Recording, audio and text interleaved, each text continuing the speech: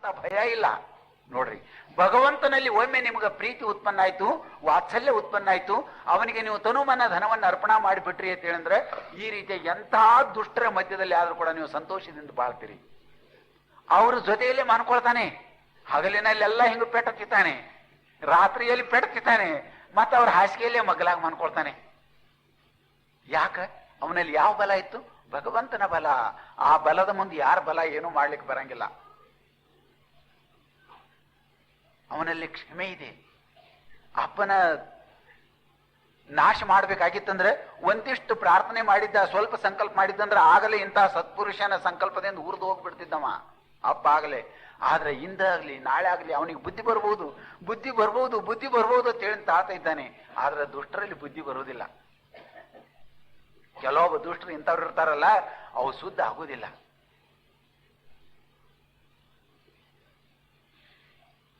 ಆದ್ರೂ ಕೂಡ ಕ್ಷಮಾಗುಣ ಉಳ್ಳಂತವರ ಅವರನ್ನು ಉದ್ಧಾರ ಮಾಡಿಬಿಡ್ತಾರೆ.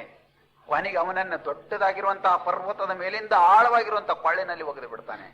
ಅಂದ್ರೂ ಸಾಯೋದಿಲ್ಲ, ಕೆಳಗೆ ನಿಂತು ಮತ್ತು ನಾರಾಯಣ ನಾರಾಯಣ ಅನ್ಕೋತ ನಿಂತು ಬಿಟ್ಟಿದ್ದಾನೆ. ಯಾವ ಉಪಾಯದಿಂದಲೂ ಈತ ಸಾಯಲಿಲ್ಲ ಅಂತ ತಿಳಿದು ಕೊನೆಗೆ ಅವನೊಮ್ಮೆ ಕರೆದು, ಹೇ ಮೂರ್ಖ, ನೀನು ಯಾರ ಬಲದಿಂದ ಇಷ್ಟು ಸೊಕ್ಕಿಗೆ ಬಂದ್ಬಿಟ್ಟಿದ್ದಿಲ್ಲ? ನೀನು ತಾಯಿಯನ್ನೇನು ತಿಳಿವಲ್ಲಿ, ತಂದೆಯನ್ನೇನು ತಿಳಿವಲ್ಲಿ, ಗುರುಗಳನ್ನ ಏನು ತಿಳಿವಲ್ಲಿ, ನೀನು ಎಂಥ ಸೊಕ್ಕಿಗೆ ಬಂದ್ಬಿಟ್ಟಿದಿ. ನಿಂದ್ರು, ಈಗ ನಾನು ಇವತ್ತು ನಿನ್ನನ್ನ ನನ್ನ ಕೈಯಿಂದ ಕೊಲೆ ಮಾಡಿಬಿಡ್ತೀನಿ ಅಂತ ಹೇಳಂದು ಕಣ್ಣಿನಿಂದ ಸುಟ್ಟು ಬಿಡ್ತಾನೋ, ತನ್ನ ಕ್ರೋಧದಿಂದ ಕುಳಿತಲ್ಲೇ ಸುಟ್ಟು ಬಿಡ್ತಾನೋ ಅನ್ನುವಂತೆ ಕ್ರೋಧಾವಿಷ್ಟನಾದ ಆ ಹುಡುಗನನ್ನು ಎದುರಿ ಕರೆದ. ಮಗ್ಲಲ್ಲಿ ರತ್ನ ಖಚಿತ ಕಂಬಗಳಿಂದ ನಿರ್ಮಿತ ಆಗಲ್ಪಟ್ಟಂತ ಮಂಟಪ ಇತ್ತು. ಸಿಂಹಾಸನ ಮೇಲೆ ಕುಳಿತಿದ್ದ ಕೆಲವಂತ ಸ್ವತಾನೇ ಇವನನ್ನು ಕತ್ತರಿಸಿ ಕೊಂದು ಬಿಡಬೇಕು ಅಂತ ಹೇಳಂದು. ಅದಕ್ಕಿಂತ ಮೊದಲು ತಾನೇ ಇವನನ್ನ ನಾ ಹೊಡಿಲಿಕ್ಕೆ ಹೋದ್ನಿ, ಉಲ್ಟಾ ಇವ್ ಯಮ ಮೃತ್ಯು ಅದಾನೋ ಯಾರು ಗೊತ್ತು, ಇವನೇ ಉಲ್ಟಾ ರೂಪ ಧರಿಸ್ಕೊಂಡು ನಿಂತ ಅಂತ ಹೇಳಂದ್ರೆ ನನ್ನನ್ನು ಕೊಲ್ತಾನೇನೋ ಅನ್ನುವಂತ ಭಯಾನು ಒಳಗ್ ಕಾಡ್ತಾ ಇತ್ತು. ಈಗ ಇವನಿಗೆ ಮಗ ಅನ್ನುವಂತ ಭಾವ ಉಳಿದಿಲ್ಲ. ಆಗ ಮೊದಲು ಇವನಿಗೆ ಸ್ವಲ್ಪ ಪರೀಕ್ಷಾ ಮಾಡೋಣ ಅಂತ ಹೇಳಂದು ಕೈಯಲ್ಲಿರುವಂತಹ ಗದೆಯಿಂದ, ಎಲೆ ಮಗನೇ, ನೀನು ಯಾರ ಬಲದಿಂದ ಇಷ್ಟು ಸೊಕ್ಕಿಗೆ ಬಂದೆ ಅಂದಾಗ, ಯಪ್ಪ ನನ್ನಲ್ಲಿ ಯಾವ ಬಲನೂ ಇಲ್ಲ, ನಿನ್ನಲ್ಲಿ ಯಾವ ಬಲ ಇಲ್ಲ, ಎಲ್ಲಾ ಭಗವಂತನ ಬಲ. ನಾನನ್ನೋದು ಇಲ್ಲ, ನೀನನ್ನೋದು ಇಲ್ಲ, ಇರುವುದೆಲ್ಲ ಪರಮಾತ್ಮ. ನಿನ್ನ ಪರಮಾತ್ಮ ಪರಮಾತ್ಮ ಅಲ್ಲಾಗುತ್ತಿದೆ, ಎಲ್ಲಿದ್ದಾನು ಅಂದಾಗ ಎಲ್ಲಾ ಕಡೆಗಿದ್ದಾನೆ ಆ ಪರಮಾತ್ಮ. ಅಂತೆಯೇ ಇಂಥ ಎಷ್ಟು ಕಷ್ಟ ಕೊಟ್ಟರು ಕೂಡ ಅದು ಕಾಪಾಡ್ತಾ ಇದ್ದಾನೆ. ಅವ ಎಲ್ಲಾ ಕಡೆ ಇರ್ಲಾರ್ದೆ ಹೋದ್ರೆ ನನ್ನನ್ನು ಹೆಂಗ್ ಕಾಪಾಡ್ತಾ ಇದ್ದ? ದೇಹದಲ್ಲಿ ಪ್ರಾಣ ಇರ್ಲಾರ್ದೆ ಪರಮಾತ್ಮ ಇರ್ಲಾರ್ದೆ ಹೋದ ಅಂದ್ರೆ ದೇಹ ಜೀವಂತ ಇರುವುದಿಲ್ಲ. ಶಿವ ದೇಹವನ್ನು ಬಿಟ್ಟಾಗ ಅದು ಶವ ಆಗಿ ಬಿದ್ದು ಬಿಡ್ತದೆ, ಹೆಣ ಆಗಿ ಬಿದ್ದು ಬಿಡ್ತದೆ. ಶಿವನಿದ್ದಾಗಲೇ ಈ ಶರೀರ ಓಡಾಡ್ತಲ್ಲಿ ಇದ್ದಾನೇನೋ ಕಳ್ಳ ಅಂತ ಹೇಳಿಂದ ತಾನೆ. ಹೌದು, ಕಂಬದಲ್ಲಿ ಇದ್ದಾನೆ. ಅವನಿಗೆ ಸಂತೋಷ, ಮಗನಿಗೆ ಬೈತಾಯಕ್ಕಾಗವಲ್ದು, ದೇವರ ಹೆಸರು ತೆಗೆದುಕೊಳ್ಳಾಕತ್ತೇನಲ್ಲ. ನಿನ್ನ ದೇವರಲ್ಲಾಕತ್ತೇನಲ್ಲ. ದೇವ್ರ ಅನ್ನುವಾಗ ಅವನ ನಾಲಿಗೆಯಿಂದ ದೇವರ ಹೆಸರು ನಡೆದದಲ್ಲ. ಅಷ್ಟಾದ್ರೂ ಕೀರ್ತನೆ ಮಾಡ್ತಾ ಇದ್ದಾನೆ ದೇವರದು ಅನ್ನೋದು ಅವನ ಭಾವ. ಹೌದಪ್ಪ, ಅಲ್ಲಿ ಇದ್ದಾನೆ, ನೀ ನಿಜವಾಗಿ ಧನ್ಯ, ದೇವರ ಹೆಸರು ತೆಗೆದುಕೊಳ್ಳಾಕತ್ತಿದಿ ಅಂದಾಗ ಇನ್ನೆಷ್ಟು ಬೆಂಕಿ ಬಿತ್ತು ಅವನಿಗೆ. ಆಗ ಕಾಲಿನಿಂದ ಒದ್ದು ಬಿಟ್ಟ ಆ ಕಂಬಕ್ಕ, ಇಲ್ಲೇ ಅದಾನೇನೋ ನಿನ್ನ ದೇವರ, ಅವನಿಗೆ ಒದಿತೀನಿ ನೋಡು ಅಂತ ಹೇಳಂದು ಒದ್ದ. ಕೈಯಲ್ಲಿರುವಂತ ಗದೆಯಿಂದ ಒಮ್ಮೆ ಪ್ರಹಾರ ಮಾಡಿದ, ಫಣ್ಣ ತೇಳಂದು. ಆಗಲೇ ಒಮ್ಮೆ ಪಂಚಮಹಾಭೂತಗಳಲ್ಲಿ ಭಯಂಕರವಾಗಿರುವಂತಹ ಧ್ವನಿ ಉತ್ಪನ್ನ ಆಯಿತು. ಸಾಗರ ತನ್ನ ಮೇರೆ ತಪ್ಪಿತು, ಗಾಳಿಯು ತನ್ನ ವೇಗವನ್ನು ತಪ್ಪಿ ಬೀಸಲಿಕ್ಕಾಯ್ತು. ಭಯಂಕರವಾಗಿರುವಂತಹ ಸಿಟ್ಟಿನ ಬೆಂಕಿ ಜ್ವಾಲೆ ಎದ್ದು ಬಿಟ್ಟಿತು ಭೂಲೋಕದಲ್ಲೆಲ್ಲ. ಆ ಭಯಂಕರ ಶಬ್ದದೊಂದಿಗೆ ಆ ಕಂಬ ಮುರಿದು ಬಿದ್ದು ಬಿಟ್ಟಿತು. ಅದರಲ್ಲೇ ಅರ್ಧ ಪಶು ಅರ್ಧ ನರ, ಇಂತಹ ಒಂದು ರೂಪ, ನರಸಿಂಹ ರೂಪ ಉತ್ಪನ್ನ ಆಗಿಬಿಡ್ತು. ಅದಕ್ಕೆ ಸಾವಿರಾರು ಕೈಗಳು, ಸಾವಿರಾರು ನೇತ್ರಗಳು, ಸಾವಿರಾರು ಶಕ್ತಿಯಿಂದ, ಸಾವಿರಾರು ಆಯುಧವನ್ನು ಹಿಡ್ಕೊಂಡು ಅವನ ಎದುರಿನಲ್ಲಿ ಪ್ರಕಟ ಆಗಿಬಿಟ್ಟಿತು. ನೋಡಿದಂತ ಹಿರಣ್ಯ ಕಶ್ಯಪ ಭಯಪಟ್ಟ. ತಲೆ ಮೇಲಿನ ಕಿರೀಟ ಹಿಂದು ಹೊಳ್ಳಿ ಹೋಯ್ತು, ಕೈಯಲ್ಲಿ ಗದೆ ಎಲ್ಲೋ ಬಿದ್ದು ಬಿಟ್ಟಿತು, ಭಯಪಟ್ಟ. ಆ ಮೂರ್ತಿಯ ನಾಲಿಗೆ, ಸಾವಿರಾರು ನಾಲಿಗೆಗಳೆಲ್ಲ ಜೋತಾಡ್ತಾ ಇದ್ದು, ಇಷ್ಟಿಟ್ಟದ್ದು. ದೊಡ್ಡ ದೊಡ್ಡ ಹಲ್ಲುಗಳು, ಹುಲಿ ಹಲ್ಲುಗಳು ಇದ್ದಂತೆ ಕೋರೆ ಹಲ್ಲುಗಳೆಲ್ಲ ತೆರೆದಿದ್ದು. ಮೊಳಮಳದ ಮೀಸುಗಳು ಜೋತಾಡ್ತಾ ಇದ್ದು, ಗಡ್ಡೆಗಳು ಜೋತಾಡ್ತಾ ಇದ್ದು. ಅಂತ ಭಯಂಕರ ಸಿಂಹ ರೂಪ. ನೋಡಿ ಆತ ಅತ್ಯಂತ ಭಯಪಟ್ಟ. ಆದ್ರೂ ಕೂಡ ಅವನಲ್ಲಿ ಹಿಂದೆ ಮಾಡಿದಂತ ತಪೋಬಲ ಇದ್ದಲ್ಲ, ಆ ಬಲದಿಂದ ಅವನಿಗೆ ಎತ್ತಿಂದೋ ಧೈರ್ಯ ಬತ್ತು. ಮತ್ತೆ ಗದವನ್ನು ತೆಗೆದುಕೊಂಡ, ಇದನನ್ನು ಕೊಲ್ಲಬೇಕು ಅಂತ ಹೇಳಿದ ಮೈ ಮೇಲೆ ಹಾರಿ ಹೋದ. ಆವಾಗ ಭಗವಂತ ಅವನನ್ನು ಹಿಡಿದುಕೊಂಡು, ನೀವೊಂದು ನಾಯಿ ಮರಿಯನ್ನು ಹೆಂಗ ಆಡಿಸ್ತೀರಲ್ಲ ಹಂಗ ಆಡಿಸ್ಲಿಕ್ಕೆ ಹತ್ತಿದ. ಬಗಲಲ್ಲಿ ಕೈ ಹಾಕಿ ನಗಲಿಸಬೇಕಂದ, ಹೊಟ್ಟೆಯಲ್ಲಿ ಕೈ ಹಾಕಿ ನಗಿಸ್ಬೇಕಂದ. ನೀವು ಗಜಗುಳಿ ಕೇಳ್ತೀರಲ್ಲ ಹಂಗೆಲ್ಲ ಮಾಡ್ಲಿಕ್ಕೆ ಹತ್ತಿದ ರಾಕ್ಷಸನಿಗೆ. ಇವು ಶೂರನಾಗಿದ್ದ ಕಾರಣಕ್ಕಾಗಿ ಅವನ ಕೈಯಿಂದ ಬಿಡಿಸ್ಕೊಂಡು ಬಂದು ಎದುರಿಗೆ ನಿಂತು ಮತ್ತೆ ಖಡ್ಗವನ್ನು ತೆಗೆದುಕೊಂಡು ಕೊಲೆ ಮಾಡಬೇಕನ್ನುವಲ್ಲಿ ಆಗ ಸೂರ್ಯಾಸ್ತ ಆಗುವಂತ ಸಮಯ ಇದ್ದು ಅವನನ್ನು ಒಮ್ಮೆನೆ ಪಟಕನೆ ಹಿಡ್ಕೊಂಡು ಬಂದು ಹರಸಲ ಮೇಲೆ ಕುಳಿತ. ತನ್ನ ಸಾವಿರಾರು ಕರಗಳಿಂದ ಅವನ ಹರಿದು ಬಿಟ್ಟ. ಹೊಟ್ಟೆಯನ್ನು ಹರಿದು ಪ್ರಾಣ ಹೋದ ಬಳಿಕ ತನ್ನ ಕೈಯಿಂದ ಮಗುವಿನನ್ನು ಯಾವ ರೀತಿಯ ಪ್ರಹ್ಲಾದನನ್ನು ಒಗೆದು ಬಿಟ್ಟಿದ್ದಲ್ಲ ಸಿಂಹಾಸನ ಮೇಲಿಂದ ಭೂಮಿಗೆ, ಆ ರೀತಿಗೆ ಅವನ ಹೆಣವನ್ನ ಭೂಮಿಗೆ ಒಗೆದು ತಾನು ಸಿಂಹಾಸನ ಮೇಲೆ ಕುಳಿತ. ಬ್ರಹ್ಮ ಕೊಟ್ಟಿದ್ದವನಿಗೆ ಮನಿ ಒಳಗೆ ಸಾವು ಬರಬಾರ್ದು, ಮನಿ ಹೊರಗೆ ಬರಬಾರ್ದು, ಪಾತಾಳದಲ್ಲಿ ಬರಬಾರ್ದು, ಭೂಲೋಕದಲ್ಲಿ ಬರಬಾರ್ದು, ಆಕಾಶದಲ್ಲಿ ಬರಬಾರ್ದು, ಮಾನವರಿಂದ ಬರಬಾರ್ದು, ರಾಕ್ಷಸರಿಂದ ಬರಬಾರ್ದು, ದೇವತೆಯಿಂದ ಬರಬಾರ್ದು, ಯಾವ ಪ್ರಾಣಿಯಿಂದಲೂ ಸಾವು ಬರಬಾರ್ದು ಅಂತ ಹೇಳಂದು ವರವನ್ನು ಕೊಟ್ಟಿದ್ದಲ್ಲ. ಅದನ್ನು ಸಿದ್ಧ ಮಾಡುವ ಸಲುವಾಗಿ ಮನೆಯ ಒಳಗಲ್ಲ ಹೊರಗಲ್ಲ ಹೊರಸಲ ಮೇಲೆ ಕುಳಿತ. ಆಗ ರಾತ್ರಿಯಲ್ಲ ಹಗಲಲ್ಲ, ಸೂರ್ಯ ಅರ್ಧ ಮುಳುಗಿದಾಗ ಅವನ ಪ್ರಾಣವನ್ನು ಹೀರಿದ. ಅದು ದೇವತೆಗಳಿಂದಲ್ಲ, ರಾಕ್ಷಸರಿಂದಲ್ಲ, ಮಾನವರಿಂದ ಅಲ್ಲ, ಅರ್ಧ ಮನುಷ್ಯ ಅರ್ಧ ಪ್ರಾಣಿ ರೂಪನ್ನ. ಅದು ಶಸ್ತ್ರದಿಂದಲ್ಲ, ಅಸ್ತ್ರದಿಂದಲ್ಲ, ತನ್ನ ಉಗುರಿನಿಂದ ಹರದ. ಈ ರೀತಿಯಾಗಿ ಬ್ರಹ್ಮದೇವರ ವಚನನ್ನು ಸತ್ಯ ಮಾಡಿದ, ಅವನ ಪ್ರಾಣವನ್ನು ಹೀರಿದ. ಈ ರೀತಿಯಾಗಿ ಆಗುತ್ತಿರಲಿಕ್ಕಾಗಿ ಅವನ ಕ್ರೋಧ ಏನು ಶಾಂತ ಆಗಲಿಲ್ಲ. ಅವಾಗ ದೇವತೆಗಳೆಲ್ಲ ಅಲ್ಲಿ ನೆರೆದಿದ್ರು ನೋಡ್ಲಿಕ್ಕೆ. ಅನೇಕರು ಅನೇಕ ರೀತಿಯಾಗಿ ಪ್ರಾರ್ಥನೆಯನ್ನು ಮಾಡಿದರು, ಸ್ತುತಿಸಿದ್ರು ಕೂಡ ಆ ಭಗವಂತನ ಸಿಟ್ಟು ಇಳಿಲಿಲ್ಲ. ಆವಾಗ ದೇವತೆಗಳೆಲ್ಲ ಆತಾರೆ, ಪ್ರಹ್ಲಾದ ನಿನ್ನೆ ಸಲುವಾಗಿ ಈ ಪ್ರಸಂಗ ಉದ್ಭವ ಆಗಿದೆ, ಮತ್ತು ನೀನೇ ಹೋಗಿ ಆ ಭಗವಂತನ ಪಾದಕ ಬೀಳು, ಭಗವಂತ ಶಾಂತ ಆಗ್ತಾನೆ ಅಂತ ಹೇಳಿದಾಗ ಪ್ರಹ್ಲಾದ ಹೋಗಿ 5 ವರ್ಷದ ಮಗು ಹೋಗಿ ಆ ಭಗವಂತನ ಪಾದಕ್ಕೆ ಅಡ್ಡ ಬಿದ್ದಿದೆ. ಆಗ ಆ ದೇವರಿಗೆ ಎಲ್ಲಿಲ್ಲದ ಪ್ರೀತಿ ಎತ್ತಿ ಬಗಲಿ ಹಿಡ್ಕೊಂಡಿದ್ದಾನೆ. ನೀವು ಕೂಸುಗಳಿಗೆ ಹೆಂಗೆ ಎತ್ಕೋತಿರಲ್ಲ ಹಾಗೆ ಎತ್ಕೊಂಡಿದ್ದಾನೆ. ಭಯಂಕರವಾಗಿರುವಂತಹ ದೇವನ ಶರೀರದ ಮೇಲೆ ನೀವು ಹೂವನ್ನಿಟ್ಟಾಗ ಮೂರ್ತಿ ಮೇಲೆ ಹೇಗೆ ಶೋಭೆ ಆಗ್ತದೆಯೋ, ಶೋಭಾಯಮಾನವಾಗಿ ಕಾಣಿಸ್ತದೆಯೋ, ಆ ರೀತಿಯಾಗಿ ಪ್ರಹ್ಲಾದ ಹೂವಿನಂತೆ ಭಗವಂತನ ದೇಹದ ಮೇಲೆ ಶೋಭಾಯಮಾನವಾಗಿ ಕಾಣಿದ. ಆವಾಗ ಆ ದೇವರ ತಾನೇ, ಮಗು ನಿನ್ನ ಭಕ್ತಿಗೆ ನಾನು ಮೆಚ್ಚಿದ್ದೇನೆ, ನೀನು ದೈತ್ಯಕುಲ ಭೂಷಣ, ನೀನು ದೈತ್ಯರಲ್ಲಿ ಹುಟ್ಟಿದ್ರೂ ಕೂಡ ದೇವತೆಗಳಲ್ಲಿಯೂ ಶ್ರೇಷ್ಠನಾಗಿದ್ದಿ, ನಿನ್ನ ಹೆಸರು ಜಗತ್ತಿನಲ್ಲೆಲ್ಲ ಅಮರವಾಗಿ ಉಳಿತದೆ, ಮತ್ತು ನಿನಗೇನಾದ್ರೂ ಬೇಕಾದ್ರೆ ಬೇಡು ಅಂತ ಹೇಳಂದು ದೇವರು ಕೇಳ್ತಾನೆ. ಆಗ ಪ್ರಹ್ಲಾದ ಏನ್ ಬೇಡಿರ್ಬೇಕು?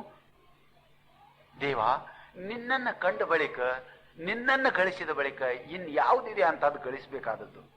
ನಿನಗೆಂತಲೂ ಶ್ರೇಷ್ಠದ್ದು ಇನ್ಯಾವುದಿದೆ? ಇನ್ನು ವಿಷಯಗಳು ಹೌದಲ್ಲೋ, ವಿಷಯಗಳು ಮೋಸಗೊಳಿಸುವಂತವ. ಆ ವಿಷಯಗಳ ಮೋಹದಿಂದಲೇ ನಮ್ಮ ಅಪ್ಪ ಈಗಲೇ ಸತ್ತು ಹೋಗಿಬಿಟ್ಟ. ಮತ್ತೆ ನಾನು ಅದೇ ಆಗಬೇಕಲ್ಲ, ಅದನ್ನ ನಾನ್ಯಾಕೆ ಬೇಡ್ಕೊಳ್ಳಿ? ನೀ ಸಿಕ್ಕ ಬಳಿಕ ನೀನು ಕೊಡುವುದೇ ಹೌದಾಗಿತ್ತು ಅಂದ್ರೆ, ನಮ್ಮ ಅಪ್ಪ ನಿನ್ನನ್ನು ದ್ವೇಷ ಮಾಡಿದ್ದಾನೆ, ನನ್ನನ್ನು ತಿರಸ್ಕರಿಸಿದ್ದಾನೆ, ಇದರಿಂದ ಅವನಿಗೆ ಪಾಪ ಉತ್ಪನ್ನಾಗಿದೆ. ಆ ಪಾಪನ್ನೆಲ್ಲ ನೀ ನಾಶ ಮಾಡಿ ಅವನಿಗೆ ನೀ ಮುಕ್ತಿಯನ್ನು ಕೊಡು, ಅವನಿಗೆ ದೇವತೆಯನ್ನು ಕೊಡು ಅಂತ ಹೇಳಿ ಬೇಡ್ತಾನೆ. ನಿನ್ನ ಪಾದದಲ್ಲಿ ಯಾವಾಗಲೂ ಇಟ್ಕೊಂಡು ಅವನಿಂದ ನೀ ಸೇವೆಯನ್ನು ತೆಗೆದುಕೊಳ್ಳು ಅಂತ ಹೇಳಿ ಬೀಳ್ಕೊಳ್ತಾನೆ. ಇದು ಕ್ಷಮೆ. ಇವು ಕಲಿಯುವಂತಹ ಗುಣ ಅಲ್ಲ, ಭಕ್ತರಲ್ಲಿ ತನ್ನಷ್ಟು ತಾನೇ ಬರ್ತದೆ. ಭಕ್ತರಾಗಿದ್ರೆ ಈ ರೀತಿಯಾಗಿ ತನ್ನಷ್ಟಕ್ಕೆ ತಾನೇ ಈ ಗುಣಗಳು ಬರ್ತವೆ. ತಾವು ಪೆಟ್ಟನ್ನು ತಿಂದು ಶಿಕ್ಷೆಯನ್ನು ಹೊಂದಿ ಹಲವು ರೀತಿಯಾಗಿರುವಂತಹ ದುಃಖವನ್ನು ಪಡ್ಕೊಂಡು ಹೋಗಿದ್ರು ಕೂಡ ಅವನು ಉದ್ಧಾರಕ್ಕಾಗಿ ವರವನ್ನು ಬೇಡ್ಕೊಂಡ. ವರ ಬೇಡು ಅಂತ ಹೇಳಿದಾಗ ನೀವು ಒಂದು ವೇಳೆ ಆ ರೀತಿಯಾಗಿ ತಾಳ್ಕೊಂಡು ಮತ್ತೊಬ್ಬರು ಇಬ್ಬರನ್ನು ಬಯಸಲಿಕ್ಕೆ ಇದ್ರಿ ಅಂದ್ರೆ ನೀವು ನಿಜವಾಗಿ ಭಗವಂತನ ಭಕ್ತರು, ನೀವು ನಿಜವಾಗಿ ಅಮರರಾಗಿರ್ತೀರಿ, ನಿಮಗೆ ಹೆಸರು ಅಮರಾಗಿರ್ತದೆ. ನೀವು ಪರಮಾತ್ಮನ ಸೇವೆಗೆ, ಪರಮಾತ್ಮನ ಲೋಕದಲ್ಲಿ ಅಥವಾ ಪರಮಾತ್ಮನ ಸ್ವರೂಪದಿಂದ ಲೋಕದಲ್ಲಿ ಸಂಪೂಜ್ಯರಾಗ್ತೀರಿ, ಇದರಲ್ಲಿ ಸಂಶಯ ಇಲ್ಲ. ಇದು ಅಗ್ದಿ ಸತ್ಯ ಸತ್ಯ ಸತ್ಯ. ಯಾವ ಮಹಾತ್ಮರು ಲೋಕದಲ್ಲಿ ಕೀರ್ತಿವಂತರಾಗಿ ಉಳಿದಿದ್ದಾರೋ, ಯಾವ ಮಹಾಪುರುಷರು ಹಿಂದಾಗಿ ಹೋದರೋ, ಮುಂದಾಗುವವರು ಇದ್ದಾರೋ, ಅವರೆಲ್ಲ ಇಂತಹ ಭಕ್ತರಂದೇ ಈ ಲೋಕದಲ್ಲಿ ಯಾವುದೇ ಡಾಂಬಿಕತನಕ್ಕೆ ಇಲ್ಲಿ ಆಸ್ಪದವಿಲ್ಲ. ದೇವ ಲೋಕದಲ್ಲಿ ಯಾವುದೂ ಲೋಕದಲ್ಲಿ ಮುಚ್ಚಿರುವುದಿಲ್ಲ, ಎಲ್ಲವೂ ತೆರೆದು ಬೀಳ್ತದೆ.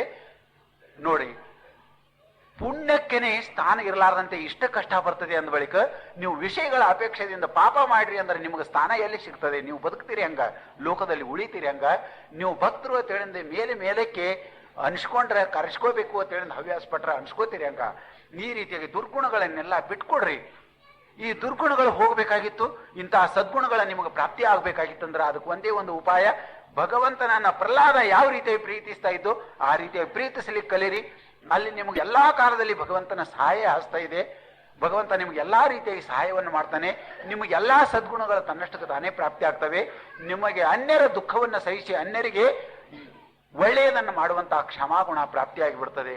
ಅಂತಹ ಗುಣ ನೀವು ಪಡ್ಕೊಂಡ್ರಿ ಅಂದ್ರೆ ನಿಮ್ಮ ಜೀವನ ಸಾರ್ಥಕ ಆಗ್ತದೆ. ಅಂತಹ ಗುಣ ಭಗವಂತನು ಕೊಟ್ಟು ನಿಮ್ಮೆಲ್ಲರನ್ನು ಲೋಕದಲ್ಲಿ ಕೀರ್ತಿವಂತನನ್ನಾಗಿ ಮಾಡಲಿ, ನಿಮ್ಮೆಲ್ಲರನ್ನು ತನ್ನ ಲೋಕದಲ್ಲಿ ಅಥವಾ ತನ್ನ ಸ್ವರೂಪದಲ್ಲಿ ಒಂದಾಗಿ ಮಾಡಿಕೊಂಡು ನಿಮ್ಮಿಂದ ಸೇವೆಯನ್ನು ಕೈಕೊಳ್ಳಿ. ನೀವೆಲ್ಲರೂ ಲೋಕದಲ್ಲಿ ಸಂಪೂಜ್ಯರಾಗ್ರಿ, ಕೀರ್ತಿವಂತರಾಗ್ರಿ. ನೀವು ಇಲ್ಲಿ ಹುಟ್ಟಿ ಬಂದಿರಿ ಅಂದ ಬಳಿಕ ನಿಮ್ದು ಏನೋ ಬಿಟ್ಟು ಹೋಗ್ರಿ ಲೋಕದ ಮೇಲೆ. ನಿಮ್ಮ ಜೊತೆನ ಕಟ್ಕೊಂಡು ಹೋಗ್ಬೇಡ್ರಿ. ನೀವು ಏನೇನು ಗಳಿಸ್ಕೊಳಕತ್ತಿರಲ್ಲ ಇವೆಲ್ಲ ನಿಮ್ಮನ್ನು ಕಳ್ಕೊಂಡು ಬಿಡ್ತವೆ, ನಿಮ್ಮನ್ನು ಕಸ್ಕೊಂಡು ಬಿಡ್ತಾವು. ನೀವು ಭಗವಂತನನ್ನು ಗಳಿಸಿರಿ ಅಂದ್ರೆ ನೀವು ಏನೋ ಲೋಕದಲ್ಲಿ ಇಟ್ಟು ಹೋಗ್ತೀರಿ. ಆದ್ರೆ ಏನೇನೋ ನೀವು ಗಳಿಸಿರಿ ಅಂದ್ರೆ ನಿಮ್ಮನ್ನು ನಾಶ ಮಾಡ್ಕೊಳ್ತೀರಿ. ನೀವು ಎಲ್ಲಿ ಎಂದೂ ಉಳಿಯಂಗಿಲ್ಲ. ಅನೇಕ ಜನ್ಮಗಳು ನಿಮ್ಮ ನಾಶ ಆಗಿ ಹೋಗ್ತವೆ. ಆ ರೀತಿಯಾಗಿ ಆಗಲಾರ್ದನೆ ಭಗವಂತನ ಪ್ರಿಯ ಭಕ್ತರಾಗಿ ಭಗವಂತನಿಗೋಸ್ಕರವಾಗಿ ನಿಮ್ಮ ಜೀವನವನ್ನು ಮುಡುಪಾಗಿಟ್ಟು ನೀವು ಸತ್ಯವಂತರಾಗಿ ಬಾಳ್ರಿ. ಲೋಕದಲ್ಲಿ ತೋರಿಸ್ಕೊಳ್ಳೋದಿಲ್ಲ ಏನೂ ಇಲ್ಲ. ಯಾವುದೋ ಅಧಿಕಾರಕ್ಕಾಗಿ, ಯಾವುದೋ ದೊಡ್ಡ ಸ್ಥಾನಕ್ಕಾಗಿ, ಇನ್ಯಾವುದೋ ಕಾರಣದಿಂದ ನೀವು ಈ ಭಕ್ತಿ ಪಂಥದಲ್ಲಿ ನಡೆಯುವುದಕ್ಕಿಂತಲೂ ಭಗವಂತನಿಗಾಗಿ ನಡೀರಿ. ಭಗವಂತ ನಿಮಗೆ ಏನ್ ಬೇಕಾಗಿದೆ ಅದೆಲ್ಲ ಮಾಡ್ತಾನೆ. ಅವ ಅತ್ಯಂತ ಆಪ್ತ. ನೋಡ್ರಿ, ಮಹಾತ್ಮರು ಹುಲಿ ಕರಡಿ ಬಾಯಿಯಲ್ಲೆಲ್ಲ ಓಡಾಡಿ ಬಂದಿದ್ದಾರೆ. ಪ್ರಭುದೇವರು, ಅಕ್ಕಮಹಾದೇವಿ ಇವರೆಲ್ಲ ಹುಲಿ ಕರಡಿಯಲ್ಲೆಲ್ಲ ಕಾಲು ಕಳೆದಂಥವರು. ಅವ್ರಿಗೆಲ್ಲ ಯಾರು ರಕ್ಷಣೆ ಮಾಡ್ರು? ಅವ್ರ ಹೆಸರನ್ನ ಲೋಕದಲ್ಲಿ ಅಜರಾಮರವಾಗಿ ಉಳಿಯುವಂತೆ ಯಾರು ಮಾಡಿದ್ರು? ಭಗವಂತನೇ. ಅದು ಯಾವುದರಿಂದ? ಭಗವಂತನಲ್ಲಿ ಇಟ್ಟಂತಹ ಪ್ರೀತಿಯಿಂದಲೂ ಭಕ್ತಿಯಿಂದಲೂ ತಮ್ಮನ್ನು ತಾವು ಸಮರ್ಪಿಸಿಕೊಂಡ್ರು. ಆ ರೀತಿಯಾಗಿ ನೀವು ಸಮರ್ಪಿಸಿಕೊಂಡ್ರಂದ್ರೆ ನೀವು ಅದೇ ರೀತಿಯಾಗಿ ಉಳಿತೀರಿ. ಮತ್ಯಾವ ಉದ್ದೇಶದಿಂದಲೂ ಭಕ್ತಿ ಮಾಡಲಾರ್ದನೆ, ಲೋಕಕ್ಕೆ ತೋರಿಸ್ಕೊಳ್ಳಾಕ ಭಕ್ತರಾಗಲಾರ್ದನೆ ನೀವು ಭಗವಂತನಿಗಾಗಿ ಭಕ್ತರಾಗ್ರಿ. ಅಂತಹ ಬುದ್ಧಿಯನ್ನ, ಅಂತಹ ಭಕ್ತಿಯನ್ನ ಭಗವಂತನು ಕೊಟ್ಟು ಕಾಪಾಡಲಿ ಅನ್ನುತ್ತಾ ಭಗವಂತನನ್ನು ಪ್ರಾರ್ಥಿಸುತ್ತಾ ನಮ್ಮ ಸೇವೆಗೆ ಮಂಗಲ ಹೇಳೋಣ. ನೀವೆಲ್ಲರೂ ಭಗವಂತನನ್ನು ಕುರಿತು ಪ್ರಾರ್ಥನೆಯನ್ನು ಮಾಡ್ರಿ.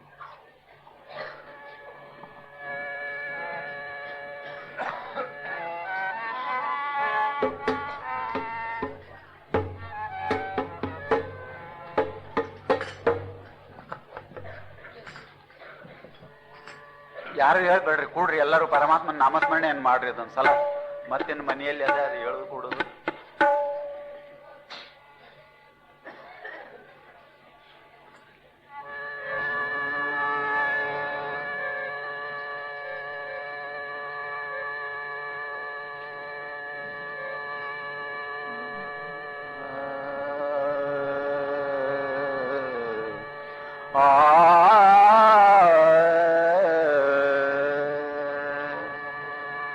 ಕರುಣಿಸೋ ಗುರು ಯನಗೆ, ಯನಗೆ ಕರುಣಿಸೋ ಗುರು ಯನಗೆ, ಯನಗೆ ಕರುಣಿಸೋ ಗುರು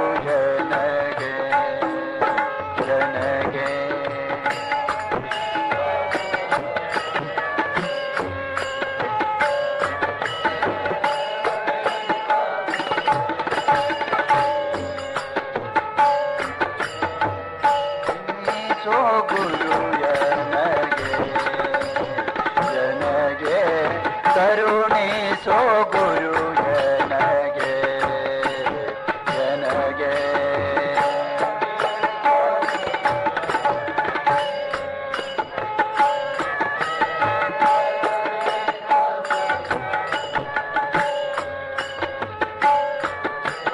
ಕರುಣಿಸೋ ನೀಯನ್ನ ಹೃದಯದಿಂದ ಗಲದಾಂಗೆ, ಹರಗಳಿಗೆ ನೀಯನ್ನ ಹೃದಯದಿಂದ ಗಲದಾಂಗೆ, ಕರುಣಿಸೋ ಗುರು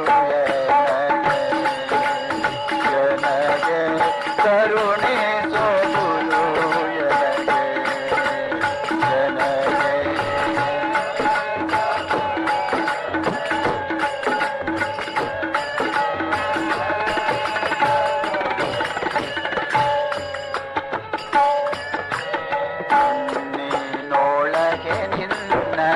ಕಾಣದಿದ್ದರೆ ಪೂರ್ಣ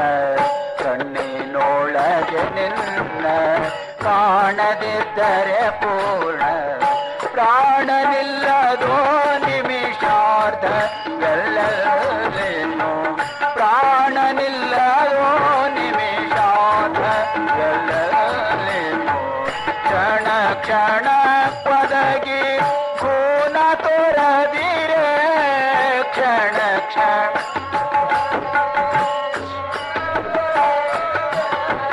ಕ್ಷಣ ಕ್ಷಣ ಪದಗಿ ಖೂನ ತೊರದಿರೆ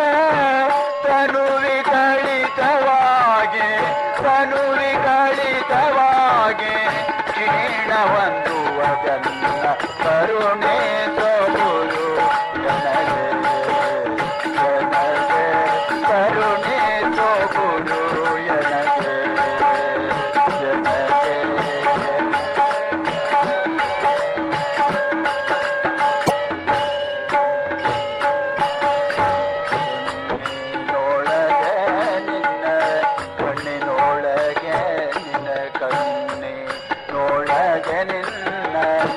ಕಾಣದಿದ್ದರೆ ಪುಟ್ಟ ಕಣ್ಣೆ ನೋಳಗೆ ನಿನ್ನ ಕಾಣದಿದ್ದರೆ ಪೂರ್ಣ ಕಾಣನಿಲ್ಲದೋ ಪ್ರಾಣನಿಲ್ಲದೋ ನಿಮಿಷಾರ್ಧಗಳೆಲ್ಲೇನೋ ಕಾಣನಿಲ್ಲದೋ ನಿಮಿಷಾರ್ಧಗಳೆಲ್ಲೇನೋ ಕ್ಷಣ ಕ್ಷಣ ಪದಗಿ ಖೂನ ತೊರದಿರೆ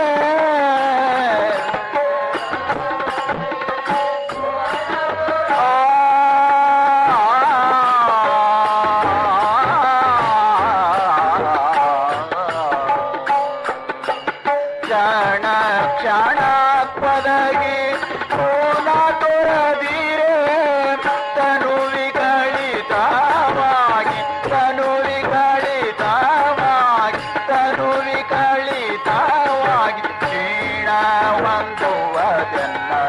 ಕರುಣಿಸೋ ಗುರು ಜನಗೆ ಕರುಣಿಸೋ ಗುರು ಜನಗೆ ಕರುಣಿಸೋ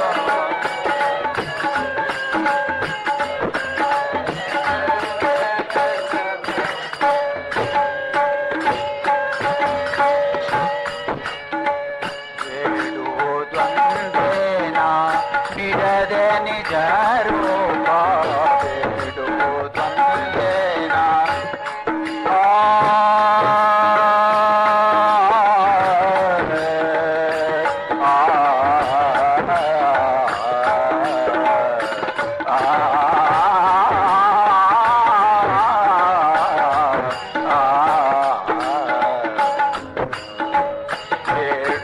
ಬೇಡುವುದೊಂದೇನಾ ಬಿಡದೆ ನಿಜ ರೂಪ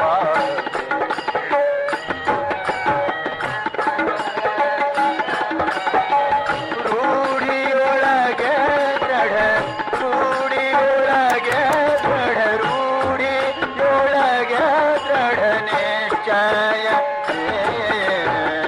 ರೂಢಿಯೊಳಗೆ ದೃಢ ನಿಶ್ಚಯ ಜಡಬಲನೋ ಕಡಲು ಅಕ್ಕನೋ ನಿನ್ನ ಎಡಬಲ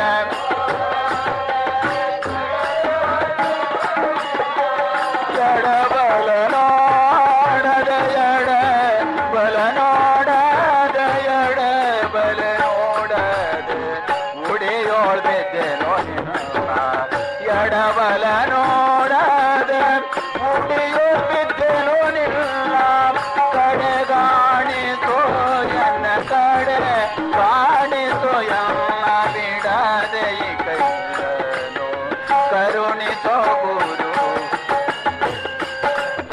ಜನಗೆ ಕರುಣಿಸೋ ಗುರು ಜನಗೆ ಕರುಣಿಸೋ ಗುರು ಜನಗೆ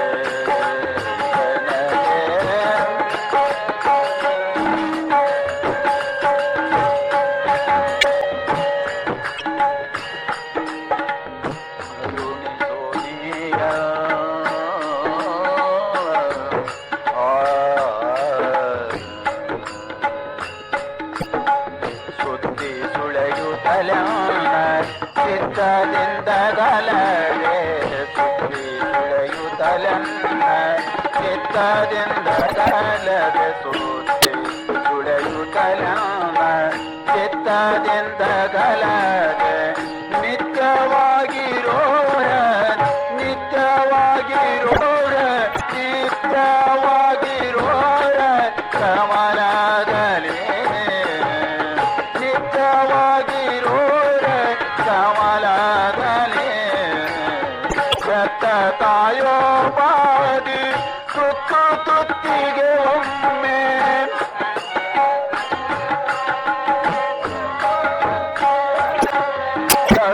ತಾಯೋ ಬಾದಿ ತಾಯೋ ಬಾದಿ ತಾಯೋ ಬಾದಿ ತುತ್ತು ತುತ್ತಿಗೆ ಒಮ್ಮೆ ತಾಯೋ ಬಾದಿ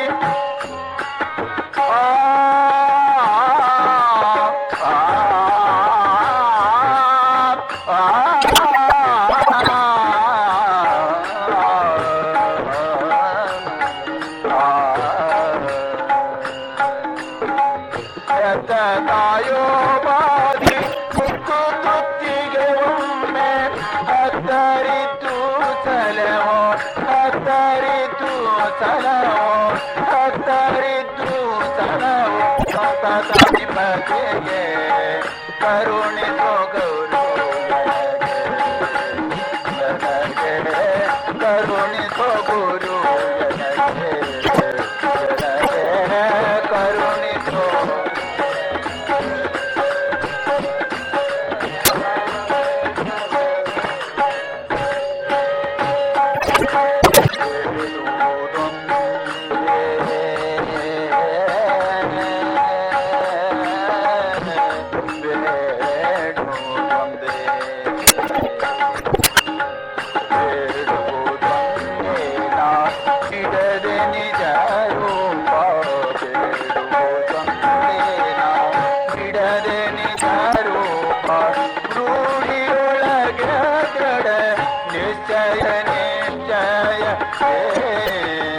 ಎಡಬಲ ನೋಡದ ಕಡಲು ಅಕ್ಕೇನೋ ನಿನ್ನ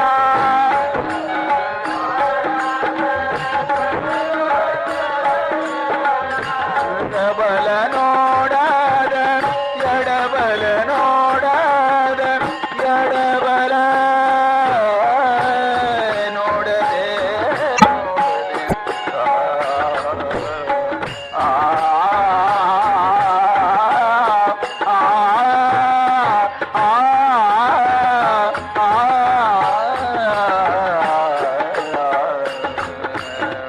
ಕಡಬಲ ನೋಡದ ಕಡಲು ಅಕ್ಕಲು ನ್ಯಾಲ ಕಡೆಗಾಣಿ ಸೋಯ ಕಡೆಗಾಣಿ ಸೋಯ ಒಡೆಯನೆ ಪೇಡೆದು ಕಡೆಗಾಣಿ ಸೋಯ ಒಡೆಯನೆ ಪೇಡೆದು ಕರುಣಿಸೋ ಗುರು ಕರುಣಿಸೋ ಗುರು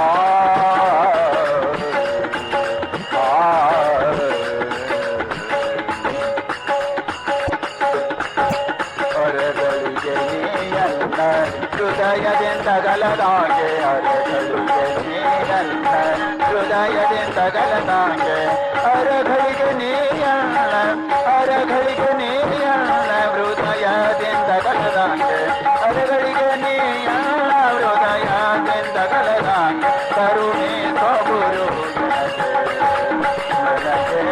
ಕರುಣಿಸೋ ಗುರು